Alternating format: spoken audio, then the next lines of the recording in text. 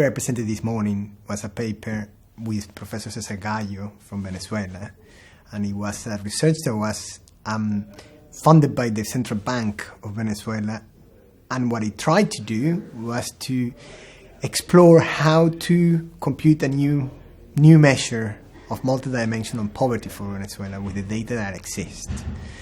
It doesn't try to propose a measure, but it tries to stimulate a debate by exploring these different avenues to produce one. Okay. We explore over 25 different alternative of multidimensional poverty measures, and so what it does is present sort of a spectrum of different things that can be done with the current data. I think one key finding is to improve data and to have better indicator and dimension measure.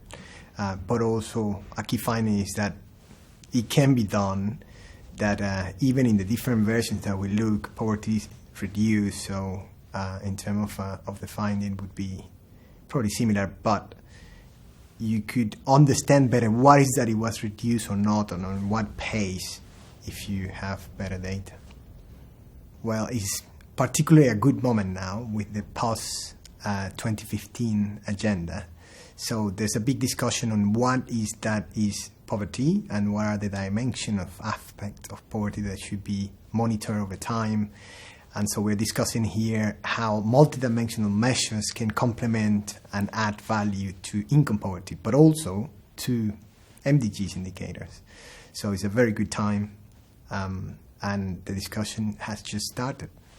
I think there are a lot of questions on methodological uses of it or analysis that can be done with the multidimensional measure, but an important finding so far is that multidimensional measure doesn't overlap strictly with income poverty, and so it tells about something different and it complements quite well. And another key aspect as well is the discussion on what are fundamental aspects of well-being, what are fundamental dimensions or aspects to include education, health, or employment. What are those aspects? And in research term, how those can be decided. So how you can decide the dimensions and indicators, and how there could be participatory process also to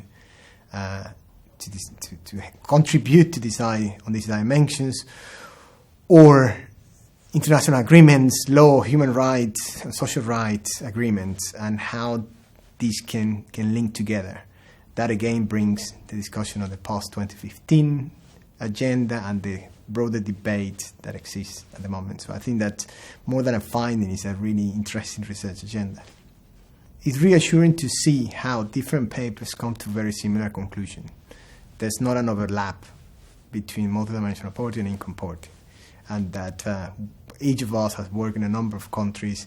The MPI, the global MPI, uses only non-income measure because income is not included in those surveys.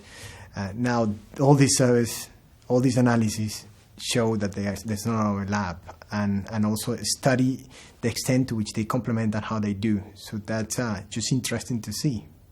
What is important of income poverty and multidimensional poverty not to overlap? Well, certainly that you need to think, policymaker, if they want to interpret the results, they would have to think not only on policies that increase income, and not only on improving the market, making the market more efficient and increasing employment, etc., but also the provision of social service and social good, the extent to which certain areas of the country there might be market failure that doesn't permit households to improve their sanitation, water access, or even reduce malnutrition. So it just raised the point that development should bring improvement in those fundamental areas of well-being and not only look at income poverty. I think a key next step is in policy. So a key next step is in how this analysis can inform policy, and some of what it was presented in the workshop is a gate to that. Another one had to do more on methodological aspect of multidimensional poverty, and one of them is on how you choose dimensional indicators and what are minimums desirable, and what are the processes, who decides, who has the authority, what are the processes to decide. And again, that connects with the post-MDGs agenda post-2015, and how is that those basic goals and target and indicator are going to be decided. So I think it's not only a question of an index of multidimensional poverty, but also of multidimensional poverty more broadly. Why are some people reluctant to go beyond income poverty? Some perhaps because they assume that there's a link between being income poor, another aspect of well-being, and the worship and the different analysis shows that sometimes this is not the case, and when it's not the case, it's interesting to see why. So sometimes it's simply an assumption. In some of the cases, it might be that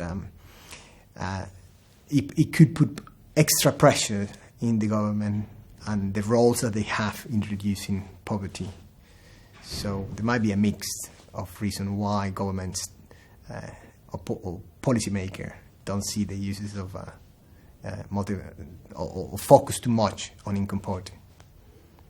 There was a very interesting finding in one of the papers that analyzes poverty map at using income poverty and multidimensional poverty. Some techniques have been used by the World Bank, for example, on how you do an estimation and you use the census and household survey to estimate the poverty of the very local areas in the country, and then have maps of poverty. So a team from Göttingen with Stefan Klassen did the analysis with income poverty and also with multidimensional poverty, and what they find is that they don't match in a lot of cases.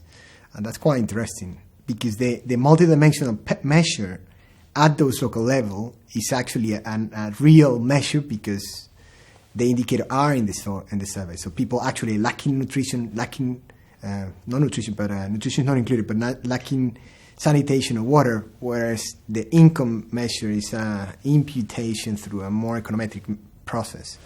And what is interesting is that they don't match. So it could be that either the econometric process is difficult and sometimes it doesn't catch it, but most likely it is that there are different aspects of poverty, and the two measures shows something different.